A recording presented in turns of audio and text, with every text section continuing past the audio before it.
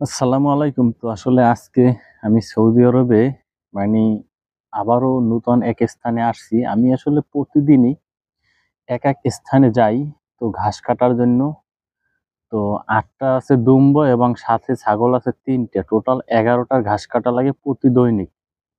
তো এই যে পিছনে একটা আরমানা দেখতে পাচ্ছেন, এই আরমানার ঠাসায় ১ আরমানা কাটতে হয়। তো আসলে এইজন্য পানির বোতল নিয়ে আসি। আজকে সকাল সকালই বের হইছি, তো অনেক গরম, এজন্য পানি কিন্তু অর্ধেক পরিমাণ খেয়েছিও, আর অর্ধেক আছে। যাই হোক, তো একটা জিনিস কি ভাই, মূলত কষ্ট না করলে কেষ্ট মেলে না, কথায় আছে। জানি বুঝি, কিন্তু যতটুকু কষ্ট করছি, কই কেষ্ট তো ওই রকমের পাইলাম না। ফলে তো ভালো একটা রেজাল্ট পাইলাম না আসলে। তো আজকে যেখানে আসছি, এখানে আল্লাহর রহমতে যদি মানে কন্টিনিউ কাটি, টানা ৩ থেকে ৪ দিন কাটতে পারবো।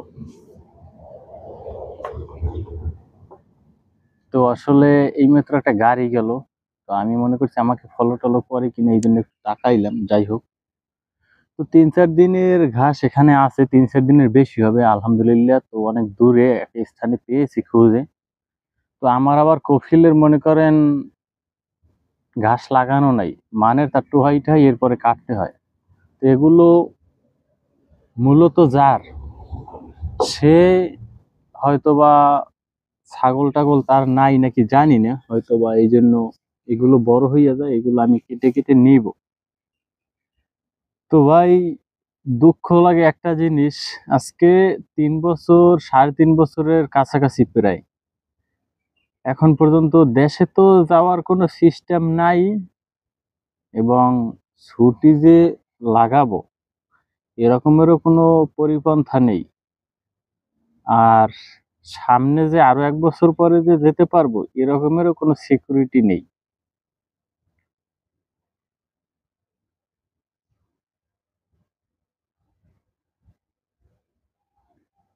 তো আসলে এইমাত্র একজন লোক গেল রাস্তা দিয়া, এটা আমি ফলো করলাম। আমি এবার রাস্তা, এই মনে করেন ২ হাত পরে রাস্তা, ১ হাত পরে বেড়া এবং ১ হাত পরে রাস্তা।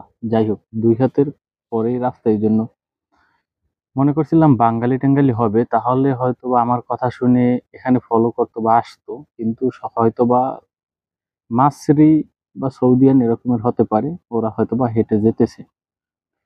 যাই হোক, তো যে কথায় ছিলাম, দেখেন এখন পর্যন্ত তো বাড়ি যাইতে পারিনি, আর সামনে যে কবে যে যেতে পারবো তাও জানি না। একমাত্র ওই উপরওয়ালাই জানে যে আসলে দেশে বাড়ি কি আমার কপালে আছে নাকি নাই। কথাটা শুধু শুধু বলিনি, অনেক কষ্টে এরপরে বললাম। ভালো একটা ভিসা দেখে আসছিলাম, যাক ১৪,০০০ রিয়াল লাগতো আকামায়, তাও দিয়েছিলাম। প্রায় ২ বছর যাবত আকামা করছি, ২ বছর প্লাস ২ বছর ৩ মাস পর্যন্ত আকামা করছি আলহামদুলিল্লাহ। এরপরে সমস্যা হওয়ার পরে তো এখন মনে করেন সব মানে দজভঙ্গ হয়ে গেছে, এলোমেলো। এখন যে কি করব তাও জানি না।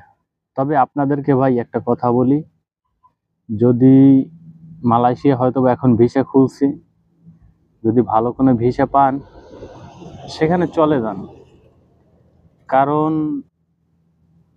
সৌদি আরবের যে হাল, যে পরিস্থিতি, যে অবস্থা, যদি আসেন আল্লাহর রহমতে, আসার পরে যদি কোনোভাবে অবৈধ হইয়া যান, তাইলে মনে করেন হোগায় বাস হাতে হেরিকেন, কোনো কথা নাই।